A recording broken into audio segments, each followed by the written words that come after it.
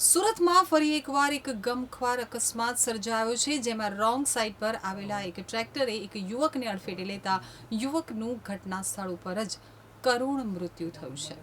સુરતના ભટાર 4 રસ્તા નજીક એક ગંભીર અકસ્માત સર્જાયો હતો, જેમાં રોંગ સાઈડમાં આવી રહેલા ટ્રેક્ટરે એક યુવકને અડફેટે લેતા તેનું ઘટના સ્થળ ઉપર જ કરુણ મોત નીપજ્યું હતું.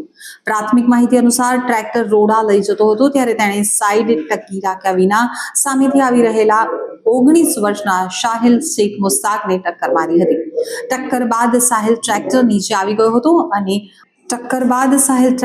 આવી ગયો હતો અને પછડાતા મોટા ટાયરે કચડી નાખ્યો હતો. ઘટનાની ભયાનકતાનો અંદાજ ત્યાં આવેલા લોકોની ચીસ ઉપરથી લાગી રહ્યો છે. ઘટનાનું સમગ્ર દ્રશ્ય નજીકના સીસીટીવીમાં કેદ થયું છે, જે હવે સામે આવ્યું છે અને સોશિયલ મીડિયા ઉપર વાયરલ થયું છે. દુર્ઘટના બાદ ગુસ્સે ભરાયેલા સ્થાનિકોએ તાત્કાલિક ટ્રેક્ટર ચાલકને પકડી પાડ્યો અને ખટોદરા પોલીસને માહિતી આપી હતી. પોલીસ ઘટના સ્થળે પહોંચી અને ટ્રેક્ટર ચાલકને કસ્ટડીમાં લઈ આગળની કાર્યવાહી શરૂ કરી હતી.